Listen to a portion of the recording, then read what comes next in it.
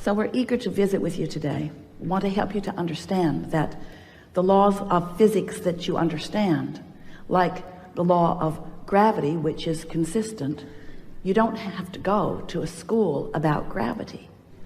They don't say to you in your first days in school, you know, if you don't come to this class, you could fall up. Many children are missing because the law is consistent. It works the same for everyone, and you learn to utilize the law to your advantage. And the law of attraction is such a law. It is utterly consistent. It never makes an exception, and it never makes a mistake. So you have to figure out how to work within the laws of the universe. We cannot talk about the law of attraction without introducing to the subject the word momentum, because law of attraction is the reason that momentum exists. When you give your attention to something for as little as 17 seconds, at that 17-second point, there is a momentum that is discernible as another thought like it joins it, and so forth. So the more you focus, the more momentum. But the most important thing to understand about the way momentum works is that when you are sleeping, you have a reprieve of the momentum. In other words, your beliefs are in suspension while you sleep, which means the momentum of them, the law of attraction momentum of them, is slow to non-existent depending upon how well you are sleeping. So what that means is when you awaken in the morning, you have the opportunity to reestablish, if you want to, a vibrational starting point that law of attraction will begin to respond to right away. Now, usually when you wake up in the morning, you remember what you were thinking about yesterday, or more important, you achieve the emotional feeling place of what you were feeling yesterday. It's like, oh yeah, I remember I'm not happy. Or, oh yeah, I remember I'm lonely now. Or, oh yeah, I remember I'm confused. But what we want you to realize is that you don't have to be the same lonely today that you were yesterday, because that night's sleep changed the momentum. But when you wake up in the morning and you deliberately, and you do, call those same people, talk about those same things, focus in the same ways, you reactivate your vibration much as it was before. But you do not have to do that. And that is the most important thing. We want you to realize that you are at a new starting point in every moment.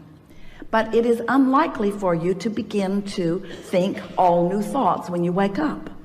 Some of you have suggested a lobotomy. We don't recommend it, because there are many things that you believe that are serving you really well. You just want to become a better sifter. You want to become a better discerner. You want to become better at caring about how you feel, and then focusing in ways that accomplish that. If we can, in some way, offer enough words don't teach, and analogies, words don't teach, and conversation, words don't teach. We've enjoyed this interaction immensely. That if we can offer enough that will to stimulate within you the awareness that your point of attraction is everything, because you are the center of your universe, and that you are the perceiver of it, which means you are the vibrational interpreter of it. You translate your vibration into the reality that you are living, into what you are seeing and hearing and smelling and tasting and touching. If we can convince you that since all those things are true, that the only thing that matters to you is how you feel. If you can leave this room with a new determination within you that you now, more than ever before, care about how you feel and mean to do something about soothing yourself.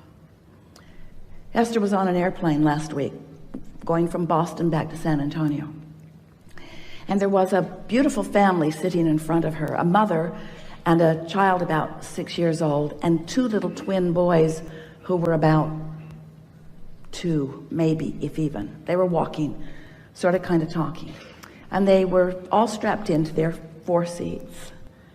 And Esther was sitting right behind the mother. And when the airplane took off, one of the little boys across the aisle from his mother was terrified. It was probably his first flight, and the roar of the engine, the sound of the machine, the feeling of it on the runway, he was hysterical. And he wasn't spoiled, he was hysterical. He was frightened. It was a new experience, and the power of the airplane scared him. His mother and the flight attendants looking right at his mother like, do not get out of your seat, do not get out of your seat. And Esther is thinking, if I were that mother, I would be out of my seat now. So the airplane got in the air, and once it was stable, long after Esther thought it was stable, the flight attendant gave her the knowing nod, like, now that your child is out of oxygen.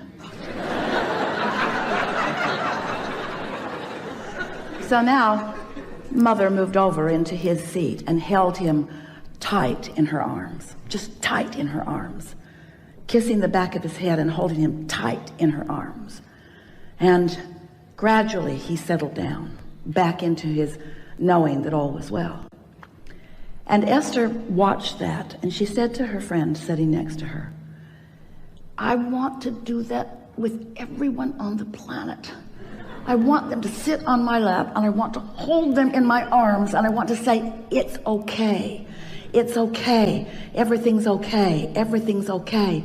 Everything's okay. She wants to do it to herself. She wants to soothe herself into a point of attraction that allows her what she wants and deserves.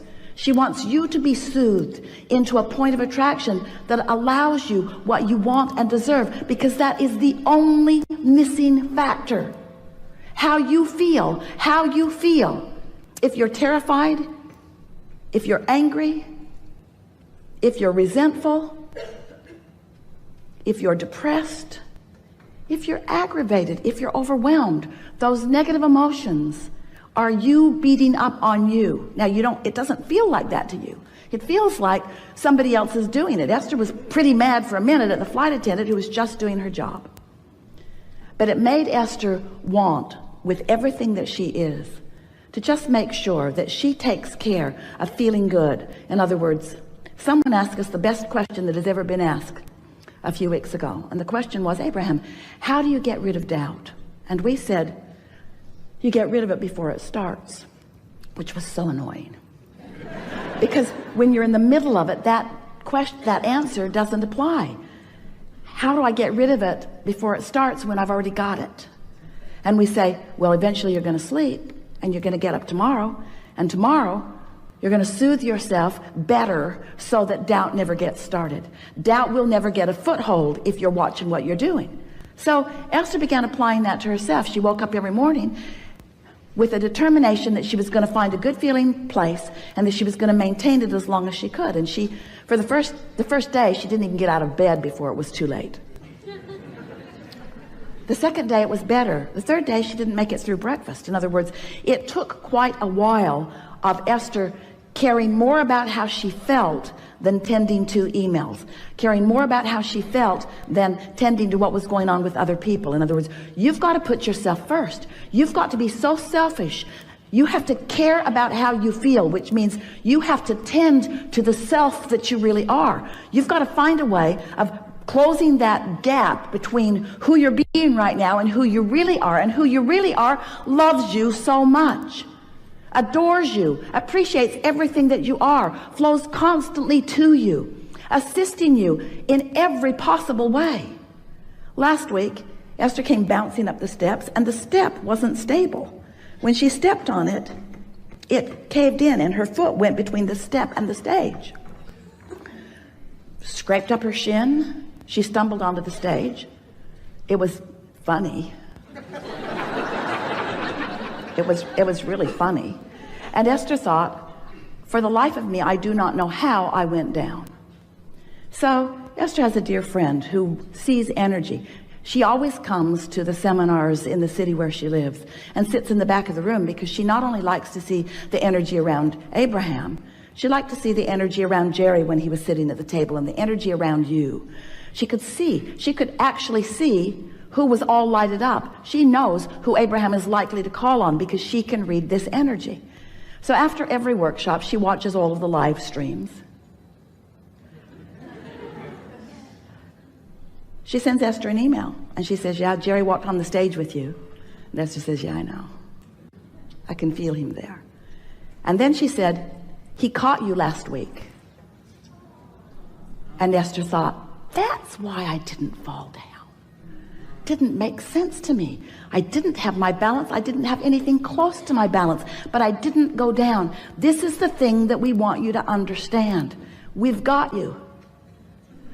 But if you're not knowing that, if you're mad at yourself, then you don't let us get you. You prevent yourself from receiving the inspiration. Do you know when you yawn? That's because you need more oxygen, and we yawn you.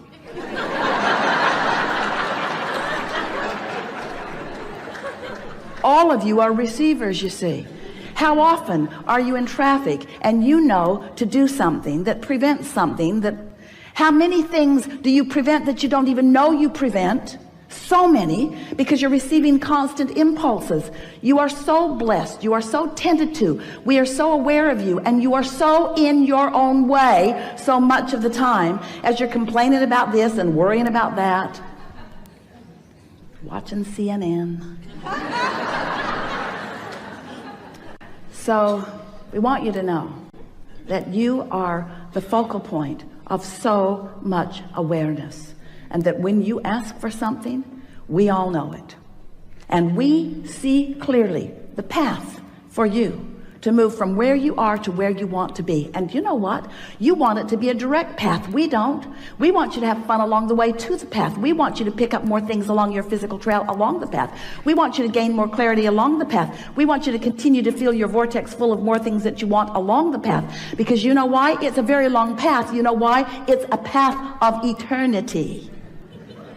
So you keep being in such a hurry to get over there. I really want to be over there. I'm not happy over here. Then you're not ever going to get over there. Can't get over there. Can't get there from here. If you're unhappy over here about what's over there that you don't have over here, you can't get over there. So what we want you to understand is that it's never about getting over there. It's about preparing over here so that over there can come over here where you are. Did you get that? Because this is about law of attraction. This isn't about law of assertion. It's not law of getting things done. It's not the law of proving worthiness. It's the law of attraction. It's about you finding some way to think some sort of thought, to get on, to hold yourself on your own lap and soothe yourself. I am a good person, and I am doing well, and all is really well, and it's getting better, and I am figuring this out, and things are going my way, and I'm getting clearer every day, and I'm having fun in the process of doing this, and I'm understanding the creative process, and I know that this is a universe based upon attraction, and I know about vibration, and I know what I'm doing with vibration. I'm getting better at it every day, and there's evidence every day that lets me know that. As you soothe yourself, as you do something about tending to your point of attraction, which is all that matters, because everything else is already done, you see. It's like sometimes, we'll just give you a sort of analogy. You've asked for it, and you're summoning it, but you've got your shield up, your cloaking device. You've got your umbrella up, old style. You've got your umbrella up, and everything that you want is flying to you, but you're deflecting it with your habits of thought, with your bogus, ridiculous habits of thought, like unworthiness or unreadiness or not in the right placeness.